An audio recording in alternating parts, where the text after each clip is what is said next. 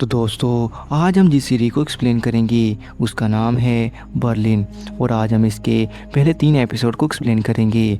Video बहुत ही ज़्यादा ज़बरदस्त होने वाली है, इसलिए इसको पूरा देखिएगा। चलिए शुरू करते हैं। सीरीज़ की शुरुआत होती है और हम बर्लिन और उसके पार्टनर दामियान को एक शिप पर देखते हैं। कुछ देर बाद दोनों एक छोटी बोट में बैठकर एक नए शहर की तरफ रवाना हो जाते हैं। शहर पहुंचने के बाद दामियान बर्लिन को उनकी अगली चोरी का आइडिया देता है। वो बताता है कि मार्विला शहर के एक बैंक में कुछ लॉकर हैं जिन्हें लूटकर वो काफ़ी पैसा कमा सकते हैं, लेकिन बर्लिन फ़ौरन मना कर देता है। उसका कहना होता है कि वो ऐसी चोरी कभी नहीं करेगा जिसमें उसे ये तक पता ना हो कि अंदर कितना माल है।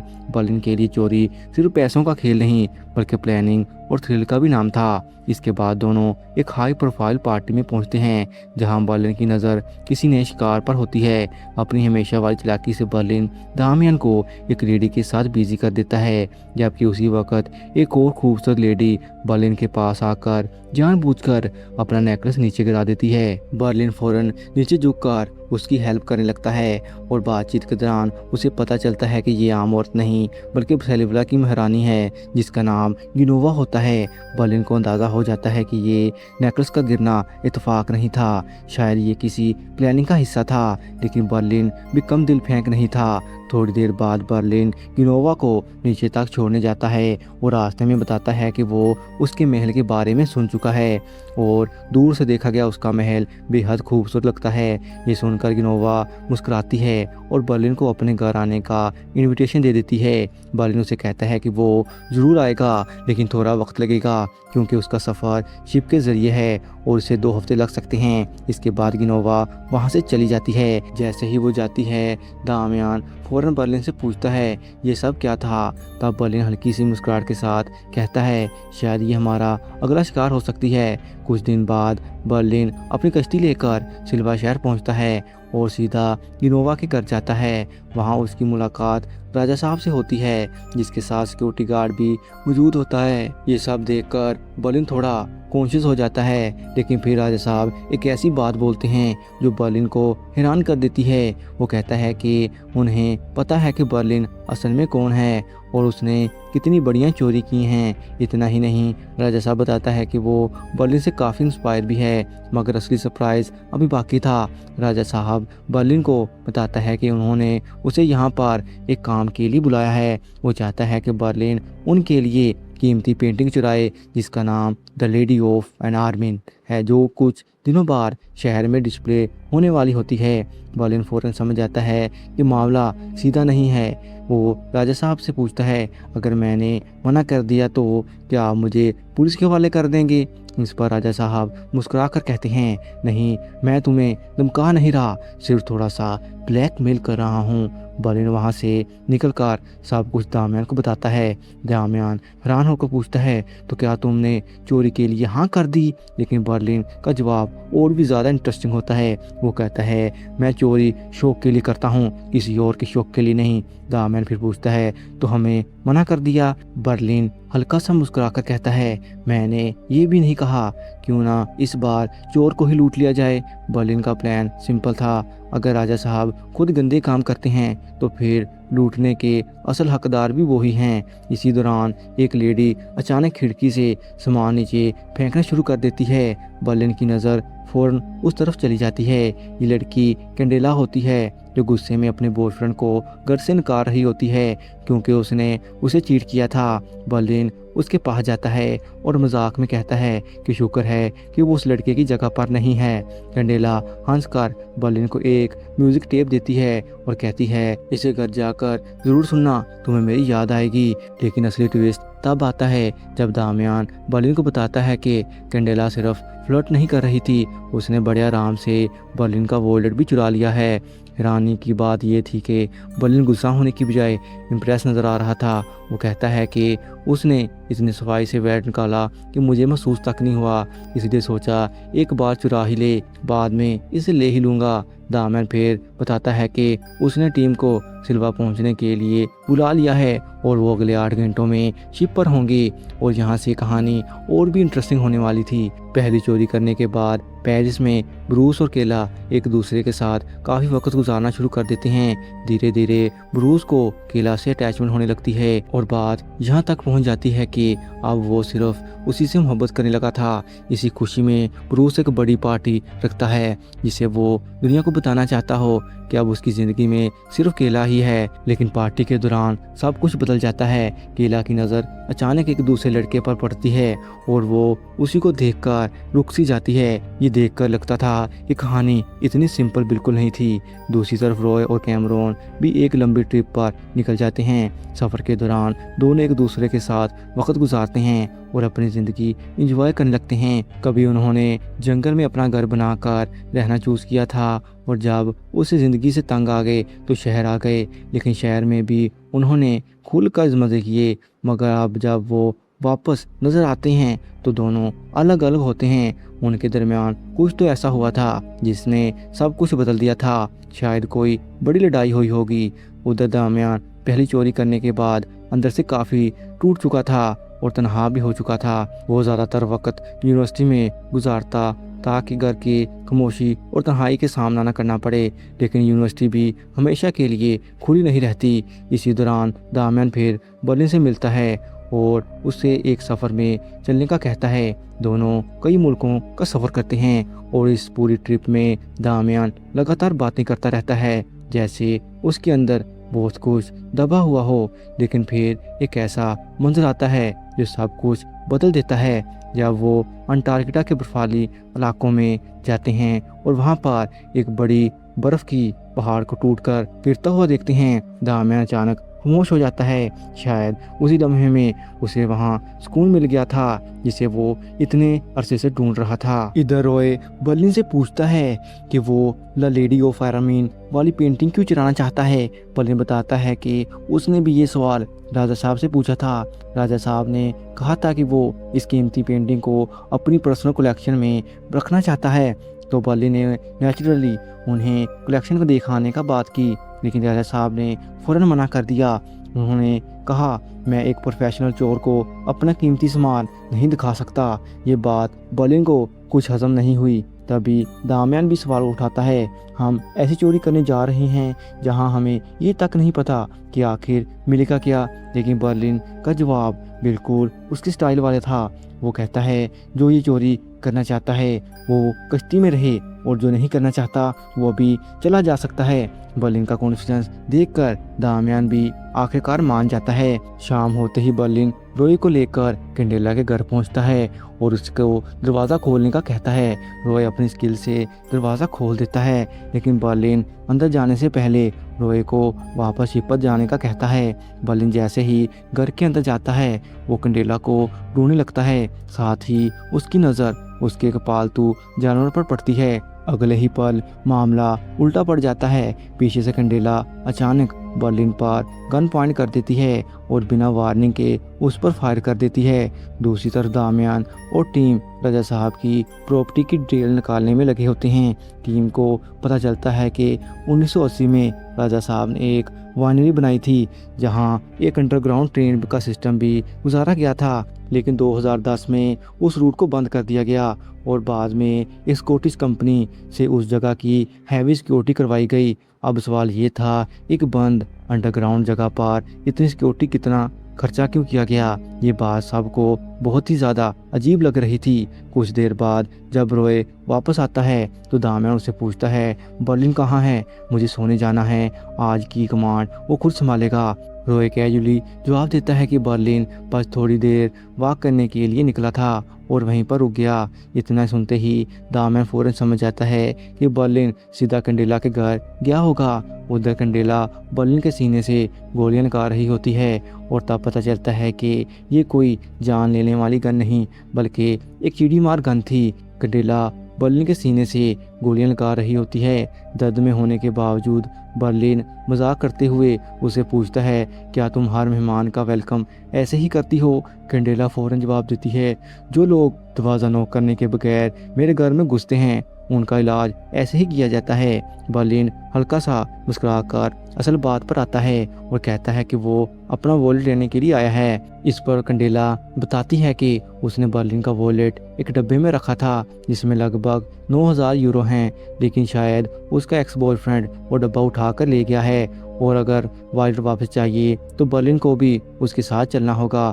कुछ ही देर में दोनों कार में बैठकर सफ़र पर निकल पड़ते हैं। सफ़र के दौरान बर्लिन की नज़र कार में पड़े एक निप्पल पर पड़ती है और वो क्यूरियस होकर पूछता है, क्या तुम्हारे बच्चे हैं? कंडेला सीधा जवाब देती है, नहीं। रास्ते में वो एक पेट्रोल पंप पर रुकते हैं। कंडेला कैजुअली बर्लिन से पूछती है कि क्या उसे कुछ खाना है, लेकिन बर्लिन कहता है, नहीं अभी भूख नहीं, डिनर पर खाऊंगा। मगर अगले ही पल कंडेला कुछ अजीब काम करती है। वो एक हैमर लाती है और साथ ही में एक कैन में पेट्रोल भी भर लेती है। बर्लिन ये सब कुछ खामोशी से देख रहा था, लेकिन उसका दिमाग में बहुत सारे सवाल चल रहे होते हैं। आखिरकार ये करना क्या चाहती है? सफ़र दोबारा शुरू होता है और रास्ते में कंडेला गाने गाती रहती है जैसे सब कुछ नॉर्मल हो। फिर अचानक वो रास्ते में रुककर कुछ लकड़ियाँ भी उठा लेती है। अब बर्लिन सच में कंफ्यूज हो चुका था, लेकिन असल शौक अभी बाकी था। जब दोनों कंडेला के एक्स बॉयफ्रेंड के कैबिन तक पहुंचते हैं तो कंडेला फौरन लकड़ियां जमा करके दरवाज़ा ब्लॉक कर देती है और फिर कैबिन के गिर्द पेट्रोल छिड़ककर आग लगा देती है। कुछ ही सेकंड्स में आग भड़क उठती है। अंदर से उसके बॉयफ्रेंड की चीखों की आवाज़ आने लगती है, लेकिन कंडेला रुकती नहीं। वो दरवाजे में एक छोटा सा सुराख कर देती है ताकि वो उससे बात कर सके। फिर वो चीख कर पूछती है, पैसों वाला डब्बा कहाँ है? और एक बात बताओ, तुमने मुझे चीट क्यों किया? अंदर से लड़का जवाब देता है कि उसने उसे चीट नहीं किया। इतने में आसपास के लोग पानी लेकर आग बुझाने लगते हैं, मगर कंडेला सबको रोक देती है। वो हैमर उठाकर धमकी देती है, जो भी आगे आएगा मैं उसका सर फोड़ दूंगी। आग और भी ज़्यादा तेज होने लगती है। कंडेला फिर चीख कर सिर्फ एक सवाल पूछती है, बस हाँ या ना में जवाब दो, क्या तुमने मुझे चीट किया? इस बार बॉयफ्रेंड मजबूरी में जवाब देता है, हाँ। ये सुनते ही कंडेला चुपचाप वहाँ से निकल जाती है और कार में जाकर बैठ जाती है। उसके जाने के फौरन बाद लोग दरवाज़ा तोड़कर लड़के को सही सलामत बाहर निकाल लेते हैं और उसके बाहर आते ही कैबिन में एक ब्लास्ट होता है। बर्लिन पूरे वक्त ये सब कुछ देख रहा होता है और हैरानी की बात ये थी कि वो डरा हुआ नहीं बल्कि उससे इम्प्रेस हो रहा था। उसे यकीन नहीं आ रहा था कि कंडेला के अंदर इतनी हिम्मत और इतना पागलपन दोनों एक साथ हो सकता है। लेकिन मुश्किल अभी खत्म नहीं हुई थी। वापस आते ही पुलिस उनकी कार को रोक लेती है। ऑफिसर लाइसेंस और डॉक्यूमेंट के बारे में पूछता है। इसी दौरान बर्लिन कुछ अजीब नोटिस करता है। उसे समझ आ जाता है कि ये कार चोरी की है, क्योंकि ये कार में इंजीनियरिंग सिस्टम टूट चुका होता है और गाड़ी चाबी से नहीं बल्कि तार जोड़कर स्टार्ट की गई होती है। ऑफिसर उन्हें गाड़ी बंद करने का कहता है। कंडेला फौरन इंजन को बंद कर देती है। ऑफिसर जाकर गाड़ी के नंबर चेक करवाना शुरू कर देता है और कुछ सेकंड में उसे पता चलता है कि ये गाड़ी चोरी की है। मामला खराब होते देखकर कंडेला अपने बैग से बर्लिन का वॉलेट निकालकर उसे वापस कर देती है और कहती है, ये कार चोरी की है। अगर भागते हुए पकड़ी गई तो 6 साल की जेल हो सकती है और अगर सरेंडर कर दिया तो 4 साल की। तभी बर्लिन उसकी तरफ देखकर बिल्कुल आराम से कहता है, सीट स्विच करो। कंडेला हैरान रह जाती है। बर्लिन खुद ड्राइवर सीट पर बैठ जाता है और स्टीयरिंग पकड़ लेता है और हल्की सी स्माइल के साथ कहता है, रोक सको तो रोक लो। बर्लिन कार का बैग गिर लगाकर गाड़ी पीछे ले जाता है। पुलिस ऑफिसर इनकी गाड़ी पर गोलियां चलाते हैं, लेकिन बर्लिन नहीं रुकता और ब्रिज के दरमियान जाकर बर्लिन गाड़ी को रोक देता है। पुलिस अफसर की गाड़ी रास्ता ब्लॉक कर देती है, लेकिन बर्लिन बिल्कुल भी नहीं घबराता। वो दोबारा गाड़ी स्टार्ट करता है और सीधा उनकी तरफ चल पड़ता है। कंडेला घबरा कर कहती है, गाड़ी रोक दो, हम टकरा जाएंगे, लेकिन बर्लिन ब्रेक नहीं लगाता। इतने में पुलिस की गाड़ियां अपनी पोजीशन चेंज कर देती हैं और रास्ता थोड़ा सा खोल देती हैं। बर्लिन उस छोटे से गैप से निकल जाता है और स्पीड कम करके गाड़ी को साइड पर झाड़ी में छुपा देता है। पुलिस वहाँ से गुजर जाती है और बर्लिन बहुत ही चालाकी से उन्हें चकमा दे देता है। दूसरी तरफ कैली और ब्रूस को दिखाया जाता है। कैली के पास बार बार उसकी माँ की कॉल आ रही थी। ब्रूस उसे कहता है कि वो अपनी माँ से बात कर ले। कैली रूम से बाहर आकर अपने फ़ोन से कॉल रिसीव करती है, लेकिन उसकी बात अपनी माँ के बजाय अपने एक्स से होती है, जिसका नाम उसने मोम के नाम से सेव किया था। वो इमोशनली अपनी फीलिंग शेयर करना शुरू कर देती है। इसी दौरान रॉय उनकी बात कुछ हद तक सुन लेता है। कैली बताती है जब ब्रूस ने लास्ट पार्टी दी थी तब उसकी नज़र एक लड़के पर पड़ गई थी जिसका नाम क्लाउडे था। वो बताती है कि एक बार वॉशरूम में वो लॉक हो गई थी, तब क्लाउडे ने ही उसकी हेल्प की थी। उस वक्त वो वहाँ से निकलना नहीं चाहती थी और उसी मोमेंट उन दोनों में के दरमियान फिजिकल रिलेशन हो गया। रॉय उसे समझाता है कि इंसान से गलतियां हो जाती हैं और अगर तुम ब्रूस से प्यार करती हो तो बेहतर है कि तुम ये सब भूल जाओ, लेकिन कैली टूट जाती है। वो बताती है कि क्लाउडे ने लास्ट बार उसे कहा था कि वो उससे दोबारा मिलना चाहता है और उसने अपना नंबर भी मुझे दिया था। वो नंबर उसके दिमाग में ऐसे फिट हो गया है और बाहर आने का नाम नहीं ले रहा। वो कहती है कि उसने 3-4 दिन तक बहुत कोशिश की, लेकिन चौथे दिन उसने क्लाउडे को मैसेज कर दिया। पहले सिर्फ कुछ ही मैसेज होते थे, लेकिन अब तो रोज़ 30 से भी ज़्यादा मैसेज होने लगे हैं और उसे लगता है कि वो उस लड़के से इमोशनली अटैच हो गई है। वो कंफ्यूज्ड है कि अब उसे क्या करना चाहिए, क्योंकि वो ब्रूस के साथ भी है और क्लाउडे के ख्याल से भी निकल नहीं पा रही। अगले दिन बर्लिन सबको जगाता है और डाइनिंग टेबल पर बताता है कल रात क्या हुआ था। वो कैंडेला की ड्राइविंग और पुलिस से बचने वाला पूरा इंसिडेंट एक्सप्लेन करता है और ये भी कि कैंडेला से अट्रैक्शन हो गई है। वो कहता है कि कैंडेला जैसी लड़की ने उसकी ज़िंदगी बदल दी है। पहली बार 5 साल में किसी ने मुझे अपने हाथों से खाना खिलाया है। बर्लिन ओपनली कहता है कि उसे कैंडेला पसंद आ गई है, जबकि वो जानता है कि कैंडेला ने ही उसका वॉलेट चुराया था।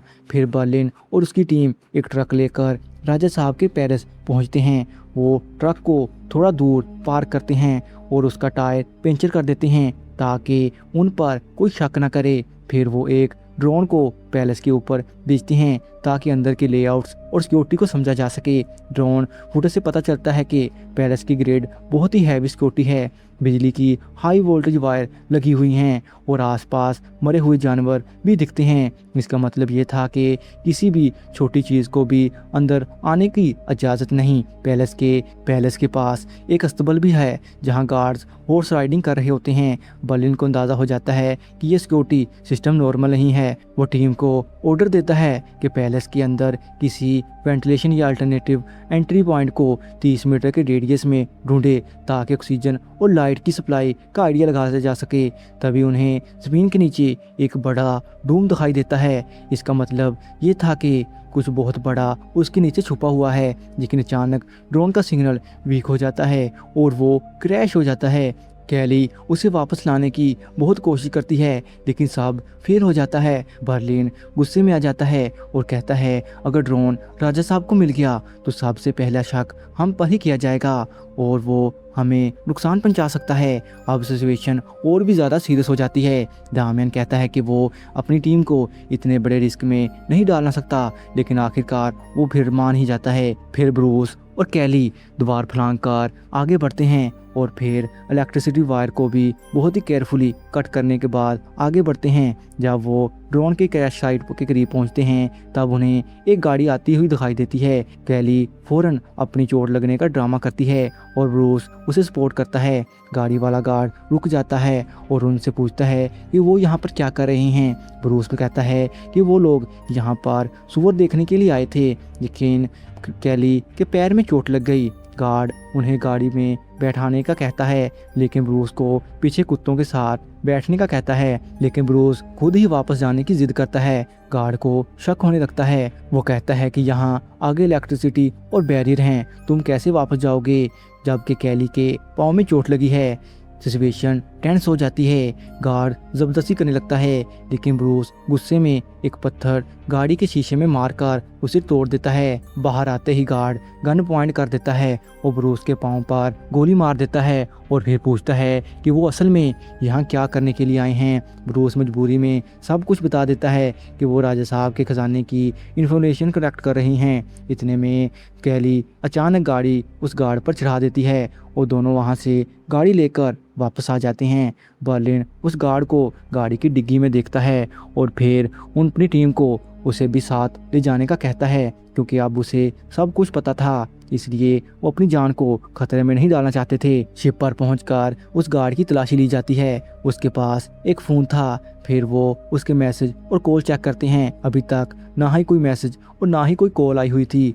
बर्लिन कहता है कि ये हमारे लिए बहुत बड़ा चांस है। वो डिसाइड करते हैं कि कल सुबह इस गार्ड को छोड़ दिया जाएगा, लेकिन तब तक हमारे पास राजा साहब के पैलेस को लूटने की परफेक्ट अपॉर्चुनिटी है और सब कुछ हमारे हाथ में है।